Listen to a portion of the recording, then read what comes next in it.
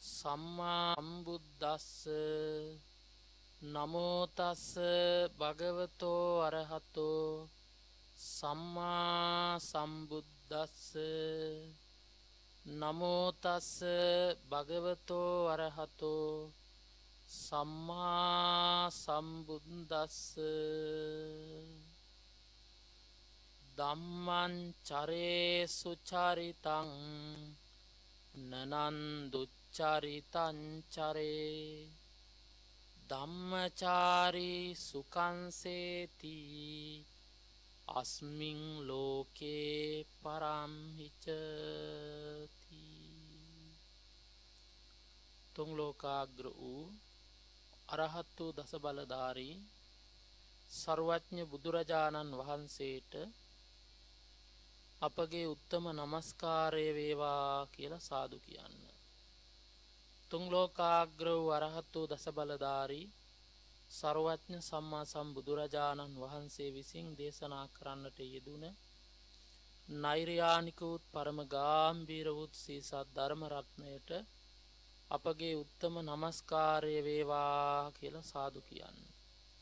තුන් ලෝකාග්‍ර වූ අරහත් වූ දස බලධාරී සර්වඥ සම්මා සම්බුදුරජාණන් වහන්සේගේ අවුරස්ස පුත්‍ර බඳු වූ අෂ්ටාර්ය පුජ්‍යල මහා සංඝරත්නයට අපගේ උත්තම නමස්කාරය වේවා කියලා සාදු කියන්න. වැඩමකොට වදාළ වැඩ ඉන්න මෙහෙණින් වහන්සේලාගෙන් අවසරයි. වාසනාවන්ත කාරුණික පින්වතුනි, දැන් මේ පින්වත් පිරිස තථාගත බුදුරජාණන් වහන්සේ වදාළ උතුම් දහම ශ්‍රවණය කිරීමට තමයි බලාපොරොත්තු වන්නේ. ධර්ම ශ්‍රවණය කරනවා වගේම ධර්ම දානමය පින්කමකුත් සිද්ධ කරගන්නවා. බෞද්ධයා රූපවාහිනිය ඔස්සේ මුළු මහත් ලෝකයේම සිටින, ලංකාව විතරක් නෙවෙයි ජාත්‍යන්තරයේ පවා සිටින ලක්ෂ සංඛ්‍යාත අපේ ශ්‍රී ලාංකික ජනතාව, ඒ හැම දෙනාට පවා මේ ධර්මයේ ශ්‍රවණය කරන්නට පුළුවන් වෙන ආකාරයට මෙහි දායකත්වය දරමින් කටයුතු කරනවා මේ පින්වතුන්ලා. ඉතින් පින්වතුනි, මේ ධර්ම දේශනාව අපි දන්නවා ලෝකයේ පිට රටවල් වල ඉන්න බොහෝ බැතිමතුන්ලා ශ්‍රවණය කරන බව. දැන් මේ වගේ බණක් ගෙදරදි කරා නම් ඥාතින් ටිකටයි ගමේ එකතු වෙන 100ක් 200ක් පිරිසකට විතරයි. හැබැයි මේ වගේ රූපවාහිනියෙන් ධර්ම දේශනාවක් විකාශනය කිරීම තුළ දහස් සංඛ්‍යාත නෙවෙයි ලක්ෂ සංඛ්‍යාත පිරිසක් මේ බණ අහනවා. එතකොට මෙහි දායකත්වයේ දරපු පින්වතුන්ලාට අනන්ත වූ අප්‍රමාණ වූ මහා පින් මේ තුලින් සිද්ධ වෙනවා. එම නිසා ජීවිතය අමතක් නොවන සියලු දානයන් අතර අග්‍ර වූ ශ්‍රේෂ්ඨ වූ ධර්ම දානමය මහා පින්කමකුයි අප මේ සිද්ධ කරගන්නේ කියලා හිත පහදවාගෙන මේ ධර්ම දානමය කුසලයක්, මේ ධර්ම ශ්‍රවණමය කුසලයක් අපිට නිවන් පිණිස වේවා කියන ප්‍රාර්ථනාව ඇති කරගන්න. ඒ ප්‍රාර්ථනාව ඇති කරගෙන හැමදෙනාම මනා සිහියෙන්, මනා නුවණින් බුද්ධ ගෞරවයේ, ධර්ම ගෞරවයේ, සංඝ ගෞරවයේ උපදවාගෙන ධර්ම ශ්‍රවණය කරන හැටියට සිහිපත් කරනවා. විශේෂයෙන්ම පින්වතුනි, අපි මාතෘකා වශයෙන් තබාගත් ගාථාව බුදු පියාණන් වහන්සේ කපිලවස්තු නුවර රජමාලිගාව අභියසදි තමයි දේශනා කරන්නට යෙදුනේ තමන් වහන්සේගේ පියතුමාට. ඒ කියන්නේ සුදොවුන් මහරජතුමාට. සුද්ධෝදන මහරජතුමා අපි මේ මාතෘකාව කළපු ගාථාව අහලා තමයි සෝවාන් ඵලයට පත් උනේ කියලා සඳහන් කරලා තියෙනවා. එතකොට සුදොවුන් මහරජතුමා සෝවාන් වුණ ඒ ධර්මපරියාය තමයි මේ ගාථාව තුළ අන්තර්ගත වෙන්නේ. සංසාරේ ඒක අසංඛ්‍ය කල්පලක්ෂයක් පුරාවට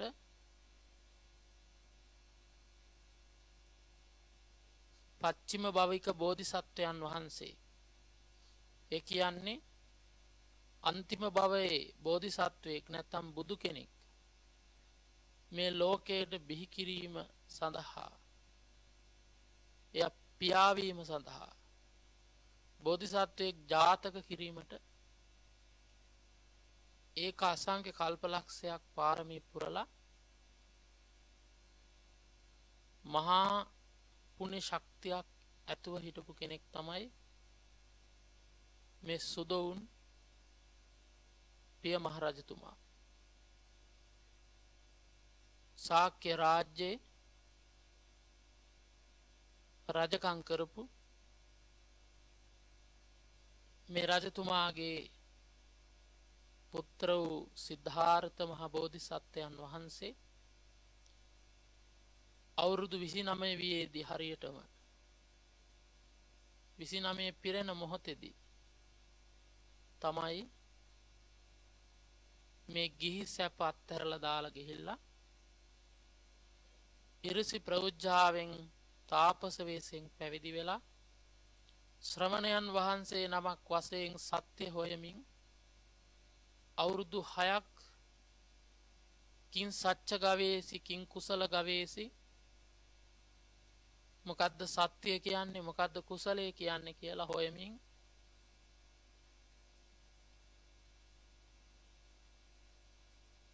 ඒ ප්‍රධාන වීරිය වඩපු කාලවකවානුව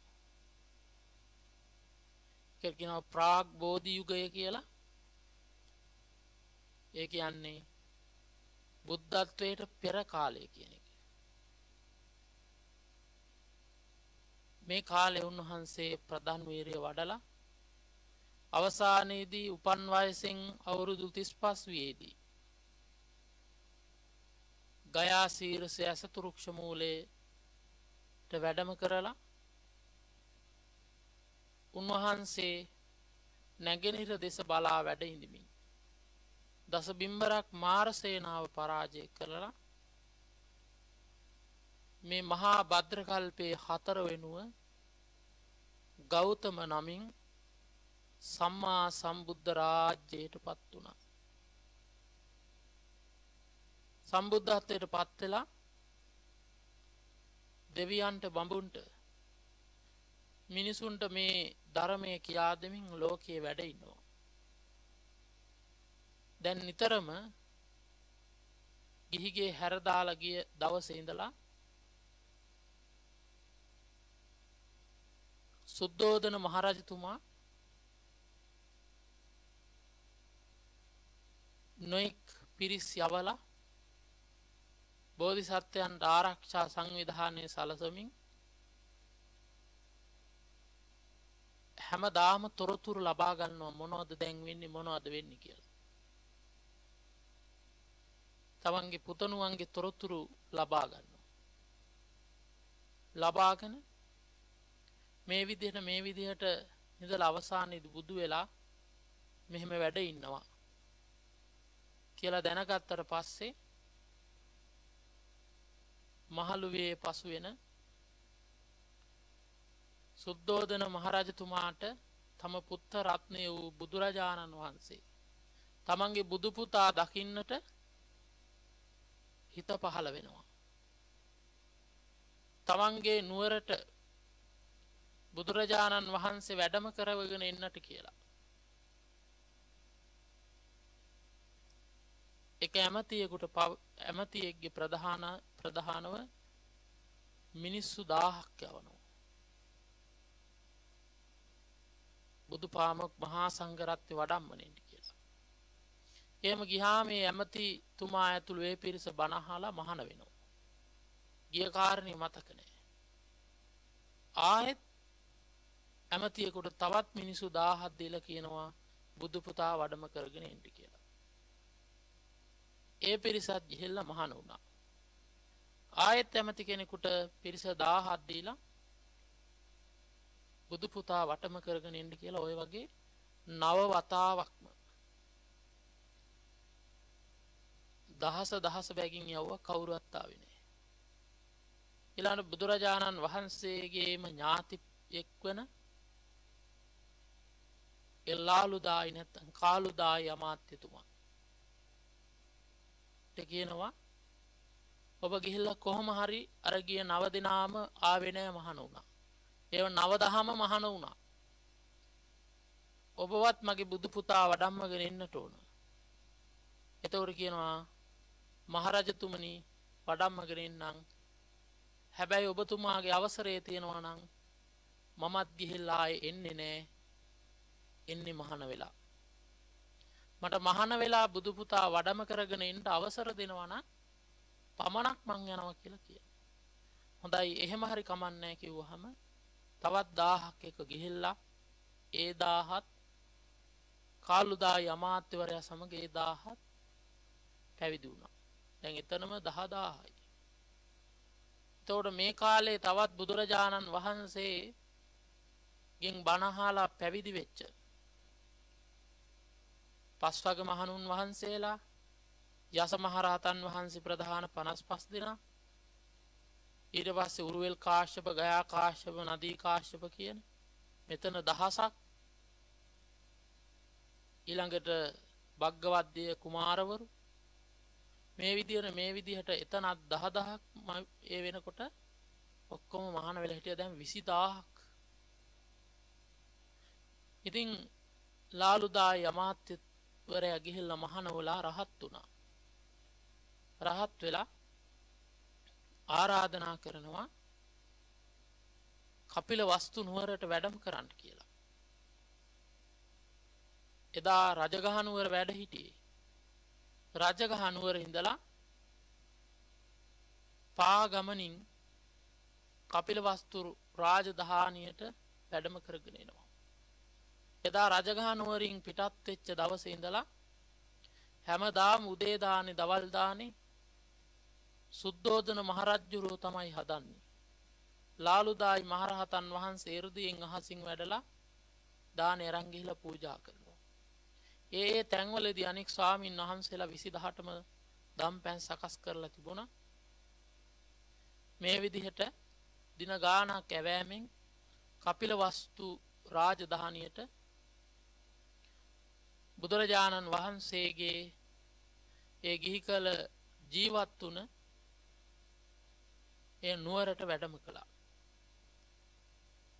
ඒ නුවරට වැඩම කළාම බුදුරජාණන් වහන්සේට වැඩ ඉඳීම සඳහා සුද්ධෝදන මහරජතුමා ඇතුළු ශාක්‍ය ඥාති පිරිස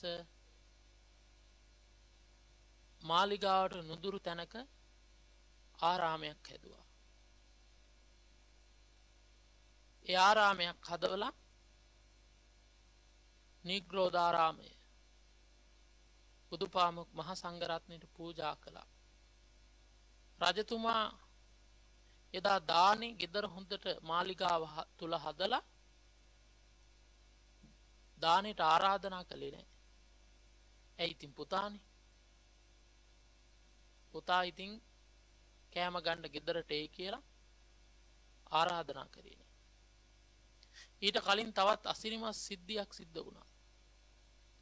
දැන් මාලිගාවට ඒ කියන්නේ කෙලින්ම නිග්‍රෝධාරාමයට තමයි වැඩම කරවන්නේ.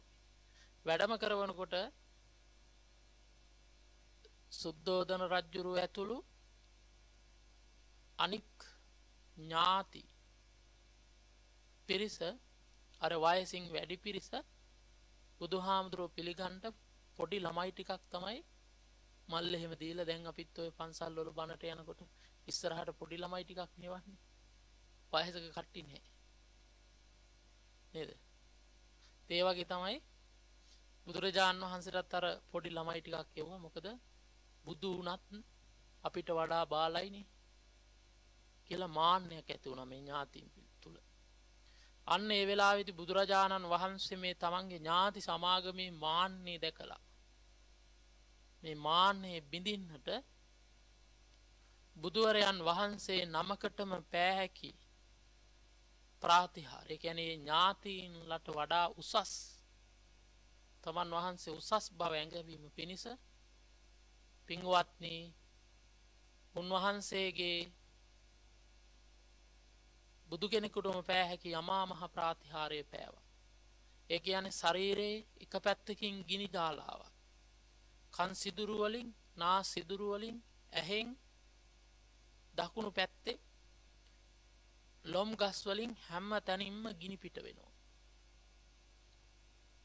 ඒ වගේම අනිත් පැත්තෙන් කන් සිදුරු වලින්, නාස් සිදුරෙන්, ඇහෙන් ඒ ලොම් ගස් වලින් ජලය පිට වෙනවා. එක පැත්තකින් ජල දහරාවක් වැක්කිරෙනවා. අනිත් පැත්තෙන් ගිනි දහරාවක් වැක්කිරෙනවා. මේකට කියනවා යමා මහ ප්‍රාතිහාරය කියලා. මේක බුදුවරයන් වහන්සේ නමකට විතරයි පාන්නට පුළුවන්. අනේක ප්‍රාතිහාර පාමින් මේ විදිහට තමන්ගේ ඥාති පිරිසගේ මාන්නය බිඳින්නට යෙදුණා. ඊට පස්සේ මේ පිරිස වැන්දෙවත් නෑ මුලින්ම. ප්‍රාතිහාර පාල ඉවර වෙනකොට සියලුම දෙනා පාත් වෙලා බුදුරජාණන් වහන්සේට වන්දනා කළා කියලා සඳහන් කරනවා. නිග්‍රෝධාරාමේ වැඩ ඉඳීමට පහසුකම් සලසා දුන්නා. ඊළඟට පින්වත්නි දානේ මාලිගාවේ හදලා ඉන්නවා බුදුන් රජාණන් වහන්සේ ප්‍රධාන මේ 20000ක් භික්ෂුන් වහන්සේලා දැන් මාලිගාවට දානෙට වඩී කියලා හිතාගෙන සිටිනවා. ඉතින් අනෙක් පිරිසට වඩා අනෙක් ඥාති සමාගමේ පිරිසට වඩා සුද්ධෝදන මහරජතුමා ළඟ පියාණන් තුල තමන්ගේ පුතා කෙරෙහි මහා පැහැදීමක් තිබුණා. බුදු වෙන්න කලිනුත් වන්දනා කළා. උපන් දවසේ තමන්ගේ ගුරුතුමා සුද්ධෝදන රජුරන්ගේ ගුරුතුමා තමයි අසිත තවුසා, අසිත මුනිදුන්. ඉතින් ඒ සුද්ධෝදන රජුරන්ගේ ගුරුවරයා මහාන වෙලා ධ්‍යාන අභිඥා ලබාගෙන හිටියේ. මේ අසිත බ්‍රාහ්මණයා තමන්ගේ ශිෂ්‍යයාට දරුවා ලැබුණා කියලා ආරංචි වෙලා ඒ දරුවා බැලීමට මාලිගාවට ආවා. සුද්ධෝදන මහරජතුමා තමන්ගේ මේ බුදු වෙනවා කියලා දන්නේ නේද? තමන්ගේ පුත්‍රයා වඩාගෙන ගිහිල්ලා ගුරුවරයාට පෙන්නනවා. පෙන්නලා කියනවා පුතේ මේ ඉන්නේ මගේ ගුරුතුමා, ඔබගේ ගුරුතුමා. මගේ ගුරුතුමාට නමස්කාර කරන්න කියලා. අසිත තවුසානං දෙසට බෝධිසත්වයන් වහන්සේ ලං කරනකොට සිරිපතුල දිගෑරලා හිස් මුදුනේ තිබ්බ කකුල ඔළුව උඩින් තිබ්බා. ඒ මොකද බුදු වෙන්න ඉන්න අන්තිමාත්මේ කිසි කෙනෙකුට වඳින්නේ වැඳුම් ගන්න සුදුසු නෑ.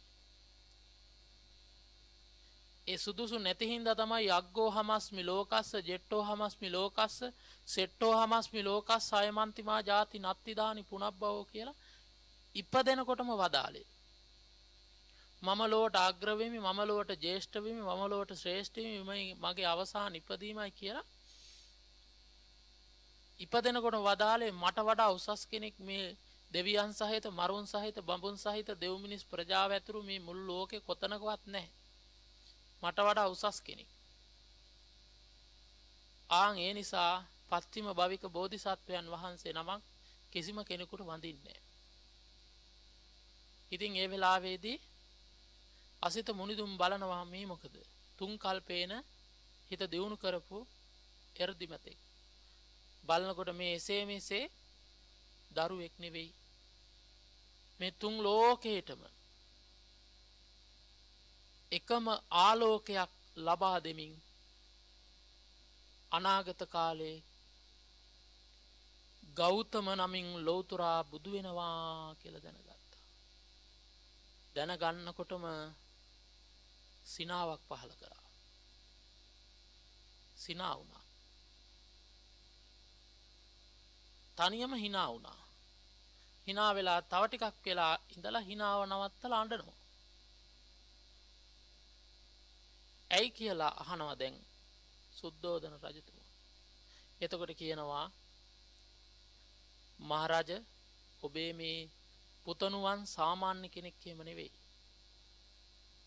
ඔබේ පුතණුවන් අනාගතයේ ලෞතුරා බුදු වෙනවා.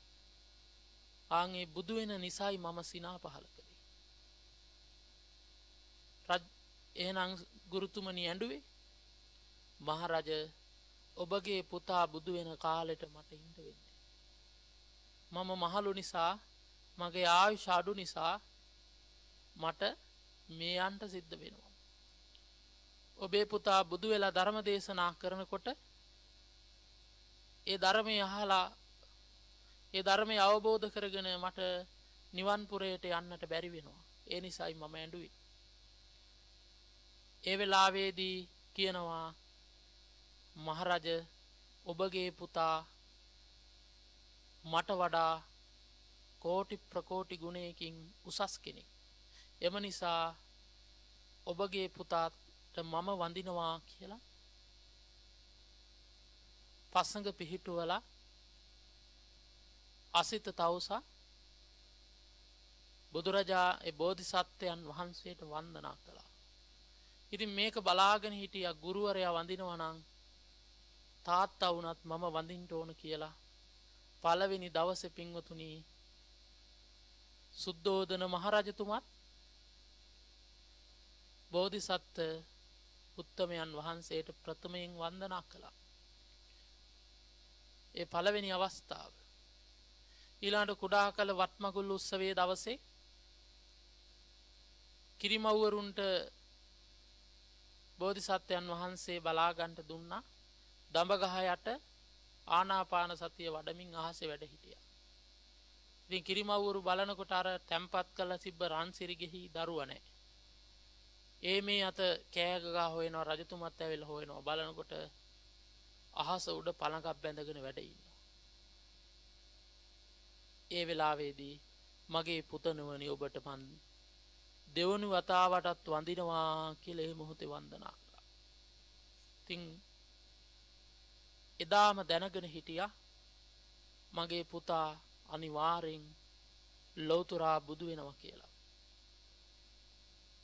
හැබැයි එයාට ඕන උනේ බුදු බරයෙක් බවට පත් කරන්න නෙවෙයි චක්‍රවර්ති රජෙක් බවට පත් කරන්න. හැබැයි උන්වහන්සේ පාරමී පිරුවේ සක්විති රජ වෙන්න නෙවෙයි ලෞතුරා බුදු වෙන්න. ඒ නිසා උන්වහන්සේ ඒ පිරු පාරමී බලයට අනුව පැවිදි වෙලා ලෞතුරා බුද්ධ රාජ්‍යයට පත් වෙලා එදා කපිලවස්තු නීග්‍රෝධාරාමයට වැඩම කළායින් පස්සේ යමා මහ ප්‍රාතිහාර්ය පානවා දැකලා ඒ දවසේ අනික් පිරිසට කලින්ම තමන්ගේ පුතණුවන්ට වන්දනා කරගත්තා. දානයට ආරාධනා නොකොට නිවසට ගිහිල්ලා දානෙ හැදුවා මාලිගාවේ. දැන් ආරාධනා කළේ නැහැ.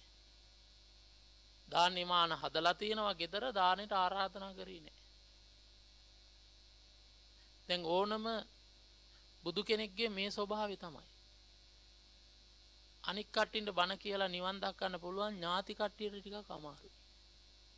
ඇයි අපේ එක්කෙනානේ කියලා මාන්නයක් තියෙනවා. ඒ නිසා නොමග යනවා. ගෙහින් අපායගාමී වෙනවා. එතකොට පින්වත්නි දැන් දානෙට ආරාධනා කරේ නැහැ. බුදුරජාණන් වහන්සේ බැලුවා මේ වගේ අවස්ථාවල අතීත බුදුවරයන් වහන්සේලා කුමක්ද කරලා තියෙන්නේ. ඒ බලනකොට අතීත බුදුවරයන් වහන්සේලාත් මේ දේම තමයි. අයර මානෙ නිසා ශාක්‍යෝ කියන්නේ මහා මාන්නක්කාර පිරිසක්නේ. අදත් ඉන්නවා ඉන්දියාවේ ශාක්‍යෝ ගිහම බලා ගන්න පුළුවන්. බොහොම ලස්සන පිරිසක්. නේපාලට තමයි දැන් නම් අයිති වෙලා තියෙන්නේ. එතකොට පින්වත්නි අතීත බුදුරජාණන් වහන්සේලා මේ වගේ කාරණාවලදී කලේ පිණ්ඩපාතේ වැඩම කළා. අනාරාධිතව බුදුරු දානෙට වඩින්නේ නැහැ. 20000ක් මහරහතන් වහන්සේලා සමග කපිලවස්තු නගරේ පුරාම පිණ්ඩපාතේ වඩින්න පටන් ගත්තා. දැන් සුද්ධෝදන මහරජතුමාට ආරංචි වෙනවා තමන්ගේ පුතණුවන් සිංගමන් යදින බව. ගෙන්ගෙට ගිහිල්ලා අර පහත් කුලීනයන්ගෙන් නොයෙක් පිරිසකින් කෑම බීම එකතු කරන බව. ඉතින් රජෙකුට ඒක මහා නින්දාවක්. මොකද රජෙක් පාලකයෙක්නේ. ඉතින් ආරංචි වුණා පිණ්ඩපාත යන බව. පිණ්ඩපාත කියන එක දන්නේ. ඉතින් ගෙන්ගෙට ගිහිල්ලා කෑම එකතු කරන බව. ඒ වෙලාවේදී වහාම නගරයට ගිහිල්ලා වැඳ වැටිලා කකුල් දෙක අල්ලලා කියනවා බුදු පුතේ ඔබ වහන්සේට දානේ මේ මාලිගාව තුල හදලා තියෙනවා. මේ 20000ක් භික්ෂූන්ට හදලා තියෙනවා. ඇයි දානෙට වඩින්නේ නැත්තේ? හිඟමන් යදින එක අපිට නින්දාවක්. අපි ශාක්‍ය වංශිකයෝ, අපි රජ වංශිකයෝ. අපි හිඟමන් යදිලා නෙවෙයි ජීවත් වෙන්නේ. ඒක අපට නින්දාවක්. ඒක නිසා පුතේ ඕක කරන්න එපා කියනවා. ඒතර මොකද කියන්නේ? මහරජ ඕක රාජවංශය. මේක බුද්ධ වංශය. මේක බුද්ධ වංශය. බුදුරජාණන් වහන්සේලාගේ ජීවන උපාය මේක තමයි. පිණ්ඩපාතේ. අන්න ඒ වෙලාවේදී පිණ්ඩපාතේ ආනිසංස පක්ෂේ ප්‍රකාශ කරමින් පිණ්ඩපාතේ කියලා කියන්නේ සාමාන්‍ය කෙනෙක් දකින ආකාරයට සිංගමනයක් නෙවෙයි.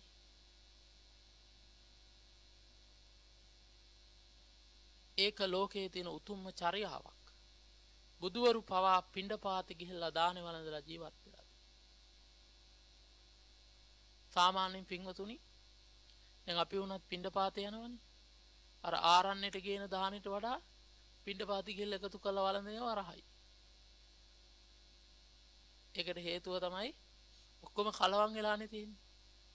සමහර ගෙවල් වලට යනකොට සීනි හම්බ වෙනවා. සමහර ගෙවල් වලට යනකොට බිස්කට් හම්බ වෙනවා. සමහර ගෙවල් වලට යනකොට හීලිවත් හම්බ වෙනවා.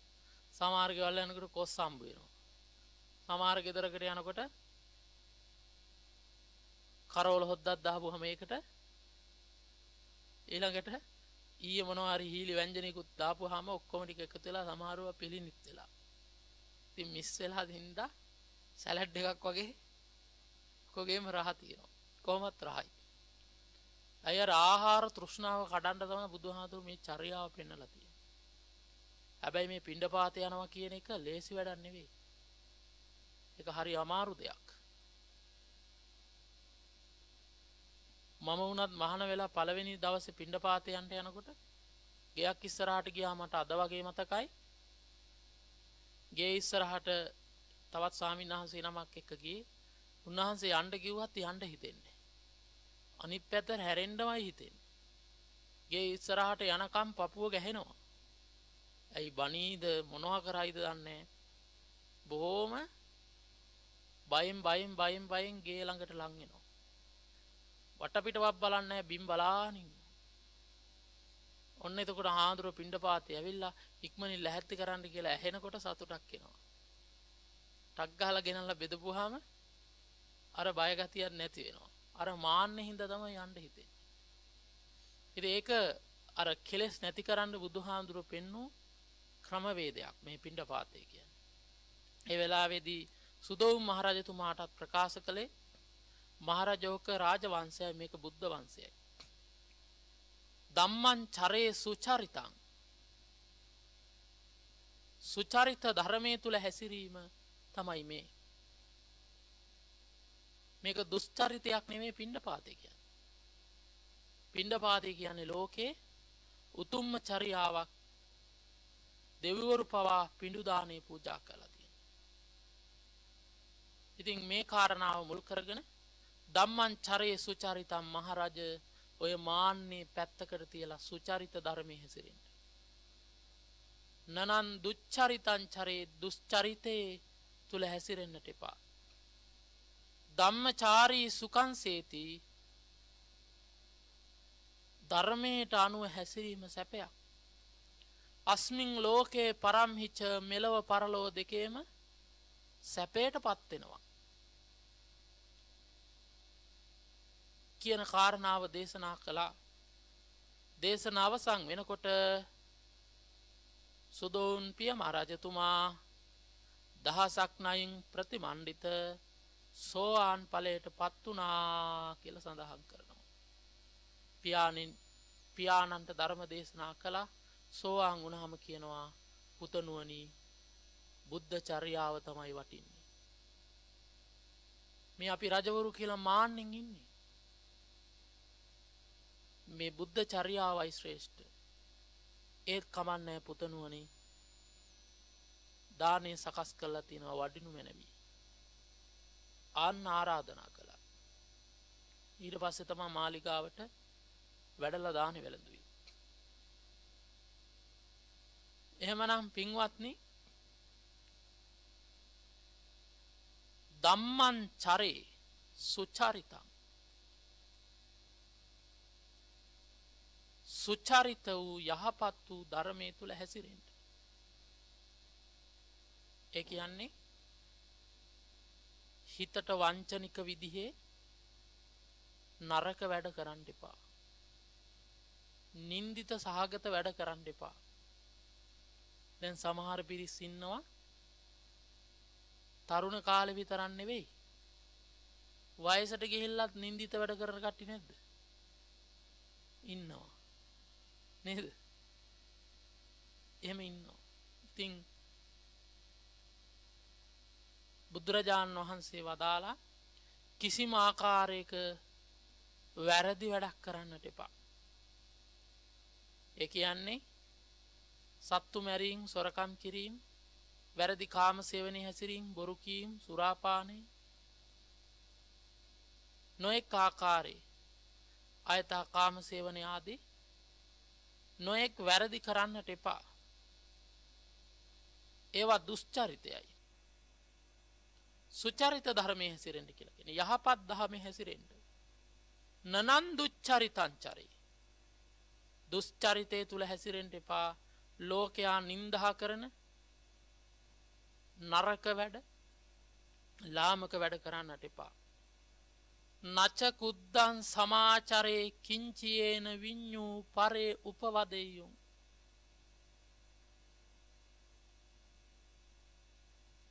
නුවණැත්තන් විසින් නින්දා කරන ලද්දා වූ කුඩා වූ වරදක්වත් සිද්ධ කරන්නට එපා කියලායි වදාළේ. කියන්නේ වැරදි ජීවිතේ ගත කරන්න එපා. ධම්මචාරී සුඛං සේති.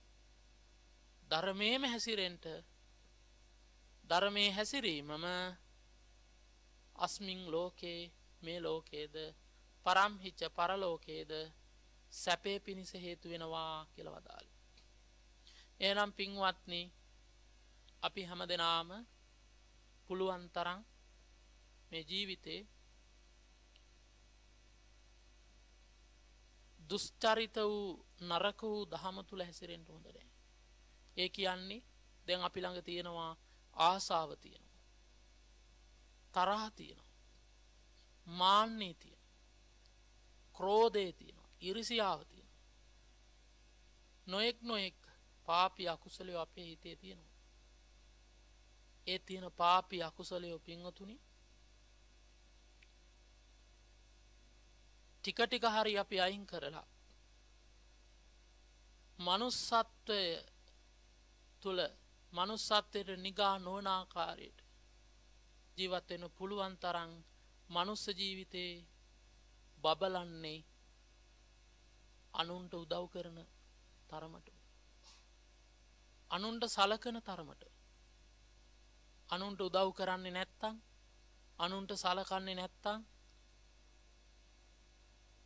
නින්දිත විදිහට ලෝභ දෝෂ මෝහ වඩමින් ජීවත් වෙනවා නම් ඒ කෙනා මැරුණහම මල ගෙදරටවත් නැහැ.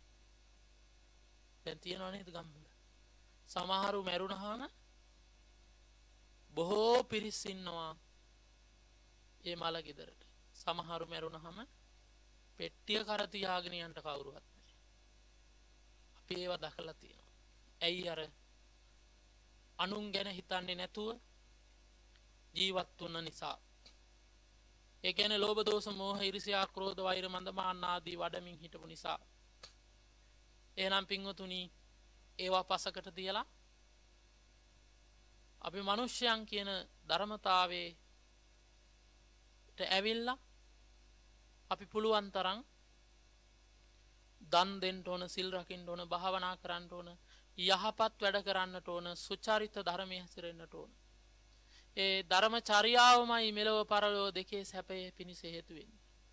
අධර්මචර්යාව මෙලොව පරලොව දෙකේම දුක පිණිසයි හේතු වෙන්නේ. ඉතින් සුදෝන් පිය මහරජතුමා දහම්මැස පහල කරගත්තා. තමනුත් මානේ නැමැති ආඩම්බරකමකින් ඉඳලා මේ බුදුවරුන්ගේ චර්යාව නොකල යුත්තක් බව දකිමින් කටයුතු කළා. හැබැයි තේරුම් ගත්තා මේ කෙලෙස් නිසා. ඒ කෙලෙස් නිසා තමයි කුල ભેද, ಜಾති ભેද, ආගම් ભેද, පක්ෂ ભેද, වර්ණ ભેද මේ හැම දෙයක්ම තියෙන මොකක්ින්දද? කෙලෙස් නිසා. කෙලෙස් නැත්තම් ඒ මොකක්වත් ભેදයක් නෑ. හරීම නිවුන හිතකින් වාසය කරනවා. එහෙමනම් අපි හැමදෙනාම ටික ටික හෝ නිවුණු සිතක් ඇති කර ගන්නට, ධර්මචාරී ජීවිතයක් ඇති කර ගන්නට කටයුතු කර ගන්න ඕන, කල්පනා කර ගන්නට ඕන. ඒකයි අපි හැමදෙනාටම සැපේ පිණිස හේතු වෙන්නේ. සමාජයේ යන පැත්තට අපි ගිහිල්ලා හරියන්නේ නැහැ. මේ සමාජය කියලා කියන්නේ සම්පූර්ණයෙන්ම පව් ගොඩක්, පව් කන්දක්. අපි ඒ පැත්තට ගියොත් අපිට පව් පිරෙනවා. බුදුරජාන් වහන්සේ වදාලා ඒකස්ස චරිතං සෙය්‍යෝ නත්ති බාලෝ සහායකා. සහයට කෙනෙක් නැත්තං, ඇසුරු කරන්න කෙනෙක් නැත්තං ඒකස්ස චරිතං සෙය්‍යෝ තනිව ඉන්න කියලා කියන. බාලයෝ ඇසුරු කරන්න නැතුව. ඇයි ඒ තුලින් පව් පිරෙනවා. ගොඩාක් කට්ටි පව් කරන්නේ සමාජය තුල ඉන්න ඕනේ හින්දා. ඒක අපිත් එක හිතවත් එක උපාසක කෙනෙක්, උපාසක කියලා කියන්න බෑ ඉතින්. මෙයා ඊයේ අපි ওই දානෙකට ගිය වෙලාවේ හවස ආවා. දැන් වෙනදාට වඩා කතාව බලනකොට වෙනදා එහෙම නැහැ. බොහොම යටහත් පහත්ව කතා කරන්නේ. එදා කතාව වැඩි. ඊයේ මම බැලුවා මොකද කියලා. මම ওই චුට්ටක් අරගෙන නේද ඉන්නේ. චුට්ටක් ගත්තලු. ඇයි කියලා ඇහුවා. නිකන් දුන්නේ හින්දා ගත්තලු. අද පිරිසක් එකතු වෙලා වහලේ ගැහුවලු. ඒකෙන් හින්දා දුන්න හින්දා පොඩ්ඩක් ගත්තලු. මං ඇහුවා ඇයි ඒ කියලා. නැත්තම් ඒ කට්ටිය බයිනවනේ කිව්වා. එයාලා බයින හින්දා තමයි මෙයා බිලා තියෙන්නේ. ඒ කියන්නේ සමාජයේ තුල ඉන්න ඕන හින්දායි පව් කරන්නේ. එවන් සමාජයක් නැතුවට කමක් නෑ. ඒකයි බුදුහාමුදුරුවෝ අදාළේ. එහෙම පිරිසක් සුදුසු පිරිසක් ඇසුරට නැත්තම් තනිව වාසය කරන්නට තනිව ජීවත් වෙන්න ඒ ප්‍රමාණවත්. මොකද ඒ තුලින් පව් පිරෙන්නේ නැති හින්දා. එහෙනම් පින්වත්නි සමාජය තුල ඉන්න අනුන් එක්ක ඉන්න අපි පව් කළා හරියන්නේ නැහැ. මරුණයින් පස්සේ අපි අපායට යනකොට ඔය කවුරුවත් එන්නේ නැහැ. මැරිලා යන්න වෙන්නේ තනියම. යාළුවෝ කවුරුත් එන්නේ නැහැ. යෙහෙලියෝ කවුරුත් එන්නේ නැහැ. එහෙනම් පින්වත්නි මේ සංසාරයට නැත්තම් මේ භවයට මේ ආත්මයට ආවේ තනියම. මේ භවයේ මේ ආත්මේ ඉන්නේ තනියම. අපි මේ පිරිසක් එක්ක ඉන්නවා කියලා හිතුවට ඉන්නේ තනියම. ඊළඟ මේකෙන් යන්න වෙන්නේ තනියම. හැබැයි මතක තියාගන්න ඕන අපි මේ භවයෙන් යනවා. මේ භවයෙන් ගියාට පස්සේ මෙතනින් ඉවර නෑ.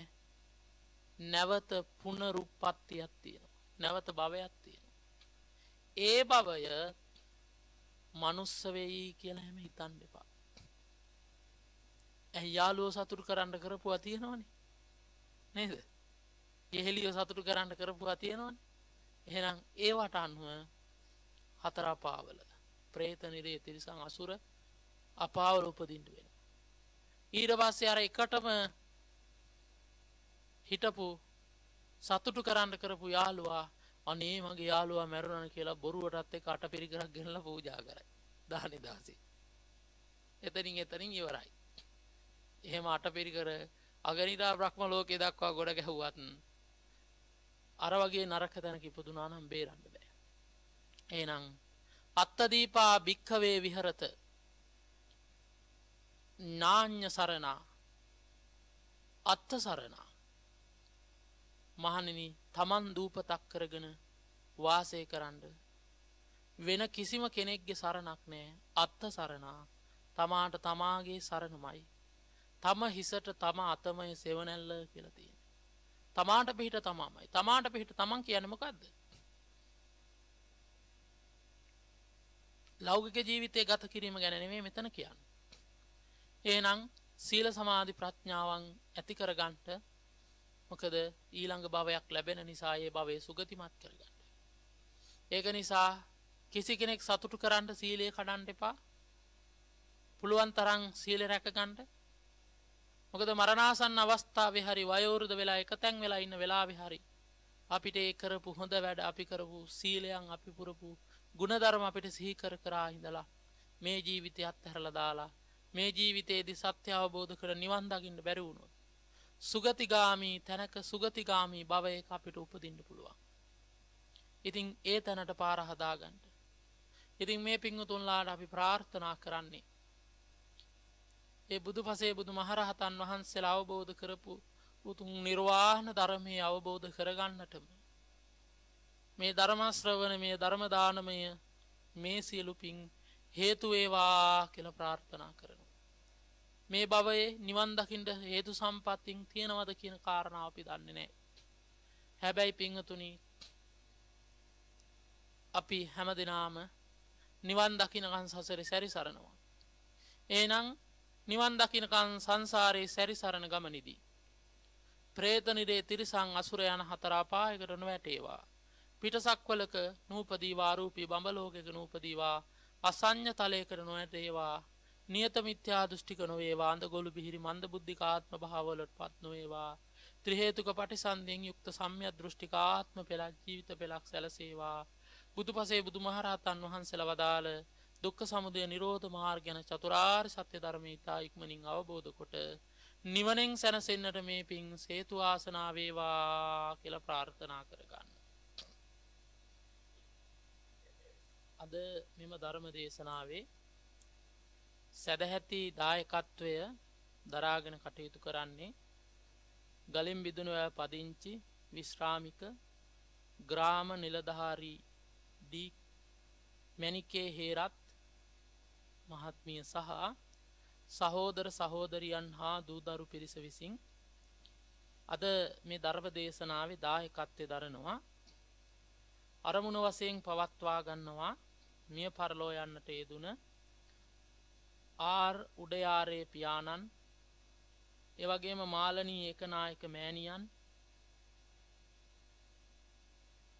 දේශප්‍රිය රත්නායක පුතා, උක්කුබණ්ඩා සහෝදරයා, එවැගේම කිරිමැණිකේ සහෝදරිය රේණුකා කුමාරි දියණිය ඇතුළු පවුලේ මියගිය සියලු දෙනාට පින් අනුමෝදන් කිරීමට බලාපොරොත්තු වෙනවා. එවැගේම නතාරා සිංගිති දියණිය, එවැගේම දිනුක සිංගිති පුතා,